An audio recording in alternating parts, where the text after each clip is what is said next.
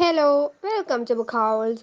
നമ്മളിന്ന് ഡിസ്കസ് ചെയ്യാൻ പോകുന്നത് റേമണ്ട് വില്യംസിൻ്റെ വെൻ വാസ് മോഡേണിസം എന്ന് പറഞ്ഞൊരു എസ്സേയാണ്. ഓക്കെ, ഇത് ഒരു ലെക്ചറാണ്. അപ്പോൾ അദ്ദേഹത്തിൻ്റെ ശിഷ്യന്മാരത് എന്താണ് എല്ലാം കൂടെ കൂട്ടിച്ചേർത്ത് ഒരു എസ്സേ പോലെ ആക്കി വെച്ചിരിക്കുന്നതാണ്. ഇത് Lewis Fry memorial lecture at the university of Bristol in March 97 ആ സമയത്ത് ഡെലിവർ ചെയ്ത ഒരു എസ്സേയാണ്.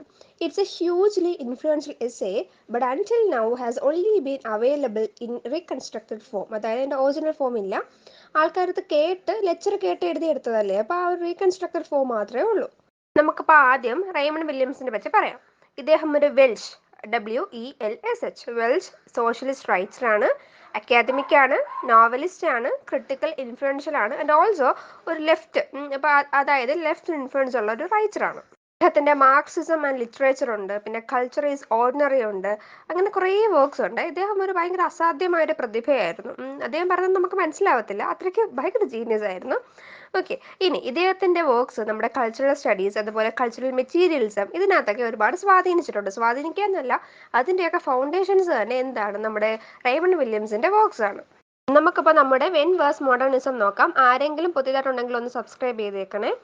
When was modernism 1987 okay, modern എന്താണ് മോഡേൺ? നമ്മളെപ്പോഴും വിചാരിക്കില്ലേ അവൾ ഭയങ്കര മോഡേൺ ആണ്, മോഡേൺ ടെക്നോളജി എന്നൊക്കെ പറയുമ്പോൾ എന്താണ് മോഡേൺ? ഈ ഒരു ടേം എന്താണ് ഉദ്ദേശിക്കുന്നത്? ജസ്റ്റ് നൗ അല്ലേ, ഇപ്പം സംഭവിക്കുന്ന കാര്യം. പക്ഷേ നമ്മൾ പറഞ്ഞ് ജസ്റ്റ് നൗ എന്ന് പറയുന്നു. ഇപ്പം നയൻറ്റീസിൽ ഭയങ്കര മോഡേൺ ആയിട്ട് നടക്കുന്ന ഒരാളുണ്ട്. അപ്പം അയാളെ കാണുമ്പോൾ നമ്മൾ എന്ത് പറയും? ഹായ് മോഡേൺ ആയിട്ട് നടക്കുന്നു എന്ന് പറയും. ഇപ്പം 20s മോഡേൺ ആണെങ്കിൽ പറയും മോഡേൺ. അപ്പം എല്ലായിടത്തും ഈ ഒരു ടേം മോഡേൺ എന്ന് പറഞ്ഞൊരു ടേം എന്താണ് ഉദ്ദേശിക്കുന്നത്? ജസ്റ്റ് നൗ, ഇപ്പോഴെങ്ങനെയാണ് അങ്ങനെ. ആ ഒരു ടേമിന്റെ മീനിങ് മനസ്സിലായോ?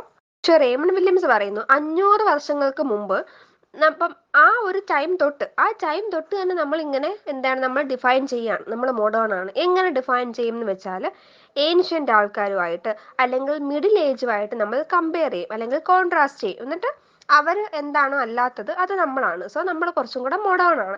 ഇപ്പം നമ്മൾ ചിലപ്പോൾ ആ സമയത്ത് 90s വേണ്ട 80s എടുത്ത് നോക്കിയിട്ട് അതൊന്നുമല്ല, ആ ടെക്നോളജിയും ആ ഡ്രസ്സിങ് സ്റ്റൈലും ഒന്നുമല്ല ഇപ്പോൾ. സോ നമ്മൾ പറയും ഇപ്പം നമ്മൾ കുറച്ചും കൂടെ മോഡേൺ ആണെന്ന് പറയും. ഇത് 500 വർഷങ്ങളായിട്ട് നടക്കുന്ന ഒരു പ്രോസസ് ആണ് എന്നാണ് ഇദ്ദേഹം പറയുന്നത്. ഒരു റിനൈസൻസിന് ശേഷം ഉള്ള എല്ലാ സംഭവത്തിനെയും കോമൺ ആയിട്ട് നമ്മൾ മോഡേൺ എന്ന് പറയുകയാണ്. ഒരു പർട്ടിക്കുലർ പീരീഡിൽ മാത്രമല്ല, റിനൈസൻസിന് ശേഷമുള്ള സംഭവങ്ങളാണ് നമ്മൾ ഈ മോഡേൺ എന്നൊരു ടേം കൊണ്ട് അഭിസംബോധന ചെയ്യുന്നത്. അതിനുശേഷമാണ് മോഡേണിസ്റ്റ്, പിന്നെ മോഡേണൈസ് അങ്ങനെയുള്ള കുറച്ച് വാക്കുകളൊക്കെ വന്നേന്ന് പറയുന്നു. അതിനുശേഷം ഈ 19-ാം നൂറ്റാണ്ടിൽ ആവശ്യമില്ലാതെ എല്ലാ സ്ഥലങ്ങളിലും ഈ ഒരു മോഡേണിസം യൂസ് ചെയ്യുന്നുണ്ട്. നമ്മുടെ ജെയിൻ ഓസ്റ്റൻ്റെ പെർസ്വേഷൻ എന്ന് പറഞ്ഞിട്ടുള്ളൊരു വർക്കുണ്ട്. ആ ഒരു വർക്കിൽ ഈ മോഡേണിസം ആ ഒരു വാക്കിന് പറയുന്നത് a stage of alteration perhaps of improvement എന്നാണ്. എന്താണ് a stage of alteration perhaps of improvement? മനസ്സിലായോ? ജെയിൻ ഓസ്റ്റൻ ആണ് ഇവരുടെ വർക്കിൽ പറയുന്നത്. There was a sense that something was being brought up to date, but whether this was anything better was always a question. അതുപോലെ ഒരു modern എന്ന് പറഞ്ഞൊരു സംഭവം, നമ്മൾ അതിൻ്റെ ആ ഒരു ഉദയമാണ് നോക്കുന്നത്. വെൻ വാസ് മോഡേണിസം, എപ്പോഴാണ് മോഡേണിസം, അപ്പോൾ എങ്ങനെയാണ് ഈ മോഡേണിസം വന്നത്, ആ ഒരു ഐഡിയ നമ്മൾ നോക്കുന്നത് കേട്ടോ. അപ്പോൾ 1840 പീരീഡുകളിൽ ജോൺ റസ്കിൻ ഒരു റൈറ്ററാണ്, അറിയായിരിക്കുമല്ലോ. അദ്ദേഹം മോഡേൺ പെയിൻറ്റർ എന്ന് പറഞ്ഞിട്ടുള്ളൊരു വർക്ക് പബ്ലിഷ് ചെയ്യുന്നുണ്ട്. മോഡേൺ കണ്ടോ, അവിടെയും മോഡേൺ. മനസ്സിലായോ? ഇനി 1890s അതുപോലെയുള്ള പീരീഡ് ആയിരുന്നു. When the number of periodicals founded with modern or new in the title is remarkable. അതായത് ഇപ്പം മോഡേൺ ടൈംസ് അങ്ങനെയുള്ള കുറേ, ഇപ്പം നമ്മുടെ ചാർലി ചാപ്ലിൻ്റെ മോഡേൺ ടൈംസ് സിനിമയില്ലേ, അപ്പം എല്ലാത്തിലും ഇപ്പം മാഗസിൻ ആണെങ്കിലും എല്ലാത്തിലും ടൈറ്റിലായിട്ട് ഈ മോഡേൺ എന്നൊരു സാധനം അപ്പം അന്ന് തൊട്ടേ ഉണ്ട്. ഇതുപോലെ നമ്മളിപ്പോൾ 1840s പറഞ്ഞു, 50 വർഷം കഴിഞ്ഞ് 1890s പറഞ്ഞു. അതുപോലെയാണ് 1930s. The 1930s was another period of that kind. The 1960s again. അപ്പോൾ അത് മനസ്സിലായോ? 1840s പറയുന്ന മോഡേൺ ആണെന്ന്, 1890s പറയുന്ന മോഡേൺ ആണെന്ന്, 1930s പറയുന്ന മോഡേൺ ആണെന്ന്, 1960s പിന്നെയും പറയുന്ന മോഡേൺ ആണെന്ന്. ആക്ച്വലി ഏതാണ് യഥാർത്ഥ മോഡേൺ? ഇത് ഏതാണ് ശരി? ആർക്കും ഭയങ്കര കൺഫ്യൂഷനാണ്. The problem is that these versions of modern continually recede into history, and there is a tension between the sense which is offered to be conveyed by these descriptions of just now, immediacy, up to date, very often the reformed, innovating, experimental, ഇതൊക്കെ നമ്മൾ modern വേണ്ടി use ചെയ്യുന്ന synonyms ആണ്. and the steadily accumulating period which in this and the other contexts are defined as modern. അതുപോലെ contemporary നമ്മൾ പറയത്തില്ലേ, contemporary poets എന്ന് പറയും. ഇപ്പം ഷേക്സ്പിയറിന്റെ കൂടെയുള്ള കുറെ ആൾക്കാർ നമ്മൾ കണ്ടംപററി ഓഫ് ഷേക്സ്പിയർ എന്ന് പറയും, അല്ലെങ്കിൽ ചോസറിന്റെ കണ്ടംപററീസ് എന്നൊക്കെ നമ്മൾ കണ്ടംപററീസ് എന്ന് പറയാറില്ലേ. നമ്മുടെ വില്യം ലാഗ്ലാൻഡ് ഒക്കെ അദ്ദേഹത്തിന്റെ കണ്ടംപററീസ് ആണ്. അപ്പം ഈ ഒരു കണ്ടംപററി അതിന്റെ മീനിങ് എന്താണ്? Just then. അപ്പം you have contemporaries of William Shakespeare or contemporaries of William the bastard who are not necessarily modern. അതായത് നമ്മൾ പറയില്ലേ കണ്ടംപററീസ് എന്ന് പറയുമ്പോൾ ജസ്റ്റ് ദെൻ. അപ്പം നമ്മൾ ജസ്റ്റ് നൗ എന്ന് പറഞ്ഞൊരു വേർഡാണ് എന്ത് മോഡേൺ എന്ന് പറഞ്ഞുകൊണ്ട് ഉദ്ദേശിക്കുന്നതെങ്കിൽ ഈ ജസ്റ്റ് ദെന്നും അതുപോലെയാണ്. അപ്പം കണ്ടംപററി അതിന്റെ മീനിങ് ജസ്റ്റ് ദെൻ എന്നാണ്. അപ്പം നമ്മൾ ഷേക്സ്പിയറിന്റെ കണ്ടംപററീസിനെ ഒരിക്കലും നമ്മൾ മോഡേൺ എന്ന് പറയാറില്ല. അതുപോലെ ഒരു വില്യം ബാസ്റ്റാർഡ്, അത് ആരാണെന്ന് എനിക്ക് അറിയില്ല കേട്ടോ, BASTARD എന്താണ് സ്പെല്ലിങ്, അദ്ദേഹത്തിന്റെ കണ്ടംപററീസിനൊന്നും നമ്മൾ മോഡേൺ എന്ന് പറയാറില്ല. So contemporary as an indication of just now is always subject to that difficulty. അതുകൊണ്ട് തന്നെ അപ്പോൾ അതെപ്പോഴും കണ്ടംപററിയെ നമ്മൾ ജസ്റ്റ് നൗ എന്ന് യൂസ് ചെയ്യുന്നതിന് എപ്പോഴും എന്തെങ്കിലും ആ ഒരു വേർഡ് നിങ്ങൾ മനസ്സിലായോ? അത് ഇപ്പം നമ്മളാണെങ്കിൽ നമ്മൾ കണ്ടംപററി വീടുകൾ ഇല്ലേ, കണ്ടംപററി ഹൗസ് എന്നൊക്കെ പറയൂലേ, ഇപ്പോൾ പുതിയ സ്റ്റൈൽ വീടുകൾ നമ്മൾ അങ്ങനെയല്ലേ അഭിസംബോധന ചെയ്യുന്നത്. അപ്പോൾ ഈ കണ്ടംപററി എന്ന് പറയുന്നത് മോഡേൺ എന്നൊരു സിനോനിമാണ് എന്നാണ് നമ്മൾ ആദ്യമേ വിചാരിച്ച് വെച്ചിരിക്കുന്നത്. കിട്ടിയോ? അത് കത്തിയല്ലോ. പക്ഷേ അങ്ങനെ പറയുകയാണെങ്കിൽ നമ്മൾ പറയും ഷേക്സ്പിയറിന്റെ കണ്ടംപററീസ് എന്ന് പറയും, അതുപോലെ ചോസറിന്റെ കണ്ടംപററീസ് എന്ന് പറയും, വേർഡ്സ്വർത്തിന്റെ കണ്ടംപററീസ് എന്ന് പറയും. പക്ഷെ അവരൊന്നും മോഡേൺ അല്ല. അപ്പോഴും നമുക്ക് ആ ഒരു വേർഡ്, ഏത് വേർഡ്, കണ്ടംപററി എന്ന് പറയുന്നൊരു വേർഡ് മോഡേൺ എന്ന സെൻസിൽ നമുക്ക് യൂസ് ചെയ്യാൻ പറ്റൂല. മനസ്സിലായത്? Now my question, ഇദ്ദേഹത്തിന്റെ ക്വസ്റ്റ്യൻ ആണ്, when was modernism is an adaptation of a title of a book by my friend Professor Gwan Williams of the University of Wales. When was Wales? അതായത് ഇദ്ദേഹം നമ്മുടെ title എന്താണ്, title when was modernism. ഈ ഒരു title question എടുക്കുന്നത് ഇദ്ദേഹത്തിന്റെ front ഉണ്ട്, ഗ്വൈൻ Williams, GWYN Williams.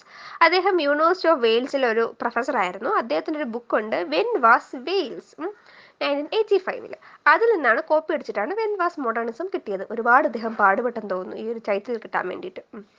That was a historical question addressed to a very real, very strong but necessarily problematic identity. It was there. When did it happen or how did it happen? ഇത് എങ്ങനെയാണ് സംഭവിച്ചത്? My question has a similar spirit but it's going to be centered on one particular fact that from a comparatively recent date a whole area of work in the arts was confidently described as modernist and in product as modernism. അതായത് സംഭവം ഇത്രയ്ക്കൊന്നും ഇല്ല, ഇത്രയേ ഉള്ളൂ. നമ്മൾ art, നമ്മൾ കലയാണെങ്കിൽ നമ്മൾ modernism അല്ലെങ്കിൽ മോഡേണിസത്തിന്റെ product അല്ലെങ്കിൽ മോഡേണിസ്റ്റ് എന്നൊക്കെ പറയത്തില്ലേ, ഒരു റീസെന്റ് ആയിട്ടുള്ള സംഭവത്തിനല്ലേ നമ്മൾ അത് പറയുന്നത്. അതിനെയാണ് നമ്മൾ മോഡേണിസം എന്നൊരു സംഭവം കൊണ്ട് ഉദ്ദേശിക്കുന്നത്. ഇപ്പൊ നമ്മൾ പറഞ്ഞു കണ്ടംപററി ആയിട്ടല്ല, ഇപ്പൊ റീസെന്റ് ആയിട്ടുള്ള ആർട്സിനെയാണ് നമ്മൾ മോഡേൺ എന്ന് പറയുന്നത് അല്ലേ. അങ്ങനെയാണ് ഇപ്പൊ തൊട്ട് മുന്നേ പറഞ്ഞത്. എങ്കിൽ എന്താണ് പോസ്റ്റ് മോഡേൺ? പോസ്റ്റ് മോഡേൺ എന്ന് വെച്ചാൽ ഈ ഒരു ലിംഗ്വിസ്റ്റിക് സിറ്റുവേഷൻ, ഈ ഒരു മോഡേണിസം എന്ന് പറഞ്ഞ ഒരു ലിംഗ്വിസ്റ്റിക് സിറ്റുവേഷന് ശേഷം വന്ന സമയം, അതിനെയാണ് നമ്മൾ പോസ്റ്റ് മോഡേണിസം കൊണ്ട് മനസ്സിലാക്കിയേക്കേണ്ടത്. അത് അത്രയും മനസ്സിലായോ? So that a post just now situation which has been operative for the last 20 years is a linguistic curiosity at least, but it's also I think historically very instructive. അതായത് നമ്മൾ കുറേ 20 വർഷമായിട്ട് പറയാണ് just now എന്ന് പറയാണ്, അത് വെറും ഒരു ലിംഗ്വിസ്റ്റിക് ക്യൂരിയോസിറ്റി മാത്രമാണെന്ന് പറയുന്നു. അതുപോലെ നമ്മൾ ലിറ്ററേച്ചറിലാണെങ്കിലും പെയിന്റിങ്ങിലാണെങ്കിലും മ്യൂസിക്കിലാണെങ്കിലും ഡ്രാമയിലാണെങ്കിലും ഒത്തിരി ഇന്നോവേഷൻസ്, ഒത്തിരി പുതിയ പുതിയ കാര്യങ്ങൾ വരത്തില്ലേ. അങ്ങനെ പുതിയ പുതിയ കാര്യങ്ങൾ വരുന്നതിനെ നമ്മൾ മോഡേൺ എന്ന് പറയും. അപ്പോൾ 1890s മറ്റുമാണ് ഈ പുതിയ ഒരു ഇന്നോവേഷൻസ് ഒക്കെ വരുന്നത്, ലിറ്ററേച്ചറിലാണെങ്കിലും പെയിന്റിങ്ങിലാണെങ്കിലും മ്യൂസിക്കിലാണെങ്കിലും. അങ്ങനെയാണ് നമ്മൾ ഈ ഒരു മോഡേൺ എന്നൊരു ഐഡിയ കൊണ്ടുവന്നത്. Okay, then the arguments about dates begin ending were around 1940-50. But what is so curious is that this modern has gone on being modern even if on some accounts it has been over for a half century. അതായത് ഒരു 50 വർഷമായിട്ട് ഈ modern ഇങ്ങനെ modern ആയിട്ട് തന്നെ നിലനിന്നുകൊണ്ടേ ഇരിക്കുകയാണ്. ഈ ഒരു സംഭവത്തിനാണ് ആർക്ക് എക്സ്പ്ലോർ ചെയ്യേണ്ടത്? നമ്മുടെ റേമണ്ട് വില്യംസിനെ എക്സ്പ്ലോർ ചെയ്യേണ്ടത്. നമ്മൾ വെറുതെ ഇങ്ങനെ ആലോചിക്കുമ്പോൾ നമ്മൾ വിചാരിക്കാറുണ്ടോ നമ്മൾ 10-50 വർഷമായിട്ട് എല്ലാത്തിനും നമ്മൾ മോഡേൺ എന്ന് തന്നെയാണ് പറഞ്ഞുകൊണ്ടിരിക്കുന്നത്, എന്തുകൊണ്ട് അതിനൊരു പുതിയ മാറ്റം ഉണ്ടായിക്കൂടെന്ന് നമ്മൾ വിചാരിക്കാറില്ലല്ലോ. പക്ഷെ റേമണ്ട് വില്യംസ് അത് വിചാരിച്ചു. അതുകൊണ്ടാണ് നമുക്ക് ഈ എസ്സേ പഠിക്കേണ്ടി വന്നത്. അതുപോലെ നിങ്ങൾ അവൻഗാർഡ് സിനിമകൾ എന്ന് കേട്ടിട്ടുണ്ടോ? Avantgarde, AVANTGARD. നമ്മൾ സിനിമകളിൽ പുതിയ പുതിയ ഐഡിയാസും ടെക്നോളജീസ് ഒക്കെ യൂസ് ചെയ്യുന്നതിനാണ് നമ്മൾ അവൻഗാർഡ് സിനിമകൾ എന്ന് പറയുന്നത്. ഈ ഒരു അവൻഗാർഡ് സിനിമകൾ കാണുമ്പോൾ ഇദ്ദേഹത്തിന് ഭയങ്കര കൗതുകമായിരുന്നു കേട്ടോ.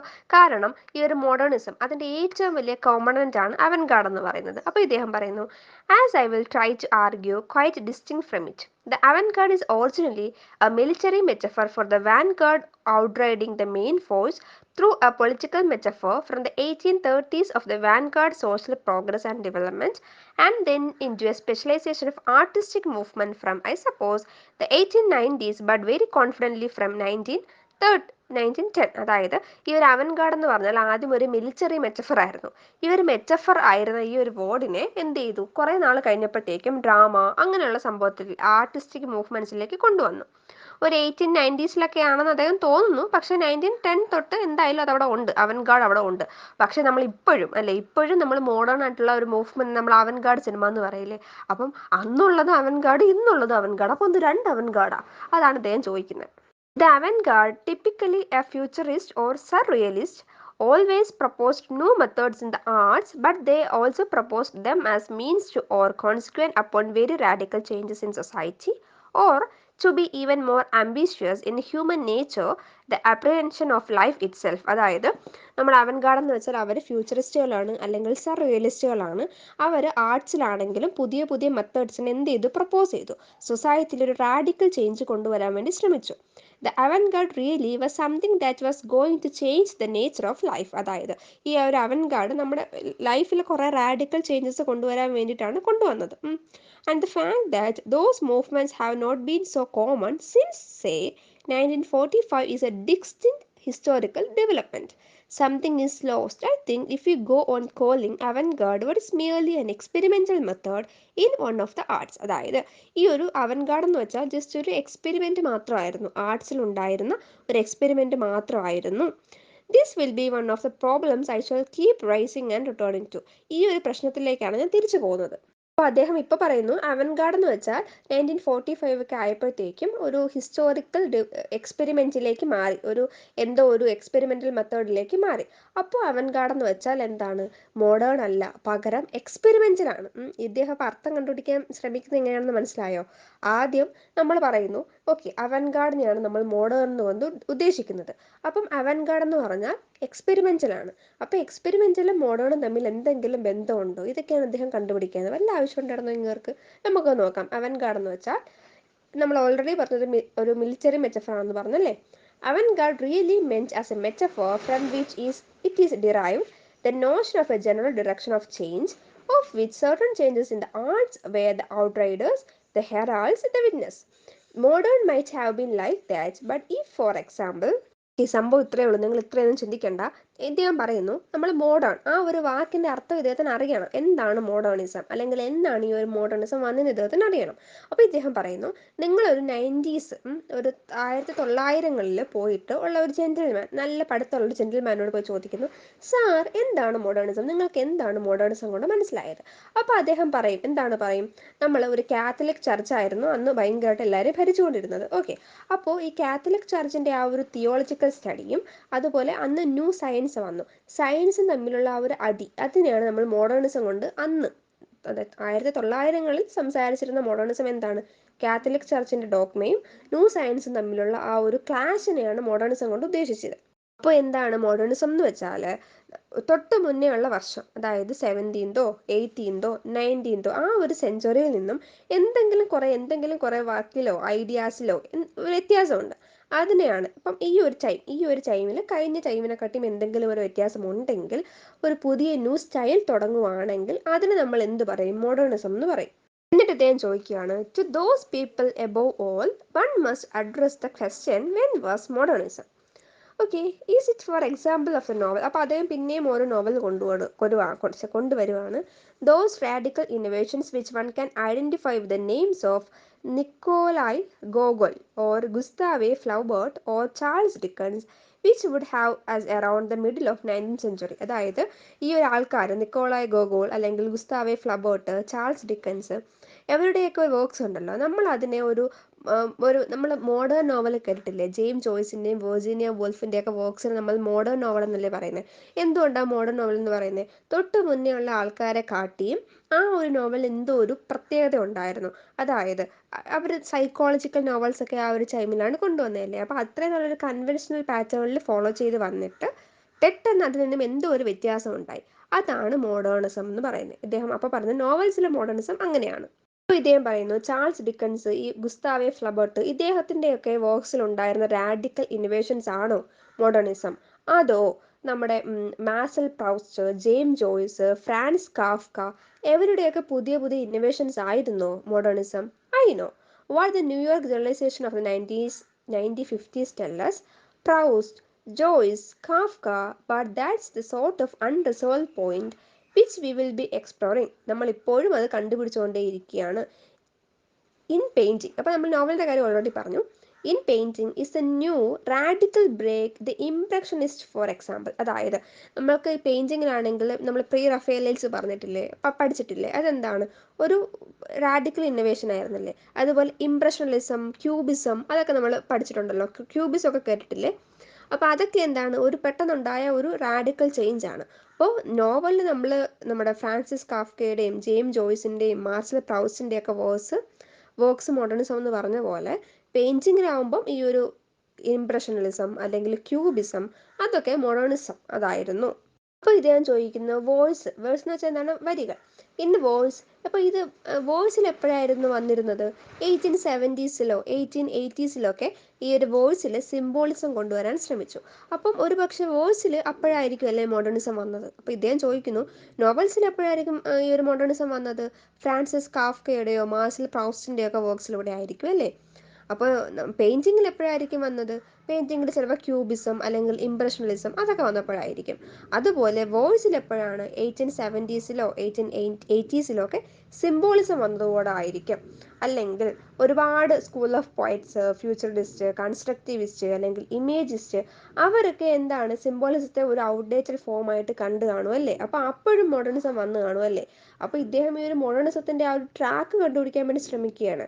പോയട്രിയിലാണെങ്കിൽ പുതിയ പുതിയ കാര്യങ്ങൾ വരുമ്പോൾ ഓക്കെ, അത് മോഡേണിസം, ഇത് മോഡേണിസം എന്ന് പറയുന്നു. നമ്മളിപ്പോൾ പറയുന്നു ഒരു പോയട്രി, അതിലൊരു റാഡിക്കൽ ബ്രേക്ക് വന്നു, ആ ഒരു ബ്രേക്കിനെ നമ്മൾ മോഡേണിസം എന്ന് പറയുന്നു അല്ലേ?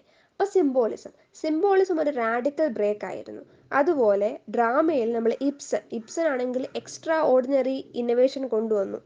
അപ്പോൾ അതെന്താണ്? ഒരു മോഡേണിസം ആയിരുന്നോ? അതിനുശേഷം നാച്ചുറലിസം വന്നു. അപ്പോൾ നാച്ചുറലിസത്തിനെ എതിർത്തിട്ട് കുറേ റിവോൾട്ട് വന്നു. അപ്പോൾ ആ ടൈമായിരുന്നു എന്ത്? മോഡേണിസം. അപ്പോൾ ഇദ്ദേഹത്തിന് അറിയണം എപ്പോഴാണ് ഈ മോഡേണിസം ആദ്യമായിട്ട് വന്നത്. എല്ലാവരും പറയുന്നു ഇത് മോഡേണിസം, ഇത് മോഡേണിസം, പക്ഷെ ആക്ച്വലി ഇത് എപ്പോഴാണ് വന്നതെന്ന് ഇദ്ദേഹത്തിന് അറിയണം. അപ്പം ഇദ്ദേഹം നോവലിൻ്റെ കാര്യം പറയുന്നു, പെയിൻറ്റിങ്ങിൻ്റെ കാര്യം പറയുന്നു, ഡ്രാമയുടെ കാര്യം പറയുന്നു, വോയിസിൻ്റെ കാര്യം പറയുന്നു. അപ്പോൾ ഇദ്ദേഹം പിന്നെ നാച്ചുറലിസം അതിനെതിരെയാണോ വന്നത്? അത് ഇനി ബ്രട്ടോൾട്ട് പ്രച്ച് വന്നപ്പോൾ എക്സ്പ്രഷണലിസം വന്നു, അല്ലെങ്കിൽ എപ്പിക്റ്റേച്ചർ വന്നു, അപ്പോഴാണോ മോഡേണിസം വന്നത്? These are not questions designed only to raise difficulties. Okay, ഇത്രയും ക്വസ്റ്റ്യൻ വെച്ചിട്ട് ഇദ്ദേഹം പറയാണ് ഈ ക്വസ്റ്റ്യൻ എന്ന് വെച്ചാൽ ഡിഫിക്കൽറ്റി ഉണ്ടാക്കാൻ വേണ്ടി മാത്രം ചോദിച്ചതാണ്, അത് മാത്രമേ ഉണ്ടാവുള്ളൂ. But they go to the heart of the particular definition of modernism which has become cultural orthodoxy. അതായത് നമ്മളിപ്പോൾ മോഡേണിസം അതിനൊരു ഡെഫിനേഷൻ കൊടുക്കുന്നുണ്ടല്ലോ. ആർട്ടിലാണെങ്കിലും പെയിൻറ്റിങ്ങിലാണെങ്കിലും മ്യൂസിക്കിലാണെങ്കിലും ഒരു പുതിയ ടെക്നോളജി അല്ല, പുതിയ ഇന്നോവേഷൻ വന്നു, അല്ലെങ്കിൽ റാഡിക്കൽ ചേഞ്ച് വന്നു. അതാണ് മോഡേണിസം കൊണ്ട് ഉദ്ദേശിക്കുന്നത്, അതായത് നമ്മൾ പഠിച്ചു വച്ചിരിക്കുന്നത്. പക്ഷേ അതിനൊരു ക്വസ്റ്റ്യനാണ് അദ്ദേഹം ചോദിക്കുന്നത്. കാരണം ഓരോ ടൈമിലും ഓരോ പീരീഡിലും ഇങ്ങനെ റാഡിക്കൽ ചേഞ്ച് ഉണ്ടായിക്കൊണ്ടേയിരിക്കും. അപ്പോഴിതിൽ ഏതാണ് കറക്റ്റ് മോഡേണിസം എന്നാണ് അദ്ദേഹത്തിൻ്റെ ക്വസ്റ്റ്യൻ. ഇതാണ് ഈ ഒരു എസ്സേ, വെൻ വാസ് മോഡേണിസം. ഇച്ചിരിയെങ്കിലും മനസ്സിലാക്കണമെന്ന് വിചാരിക്കുകയാണ്. എന്നെക്കൊണ്ട് പറ്റുന്ന പോലെ ഞാൻ പറഞ്ഞു തന്നിട്ടുണ്ട്, എനിക്ക് മനസ്സിലാവുന്ന പോലെ. Okay, thank you for watching.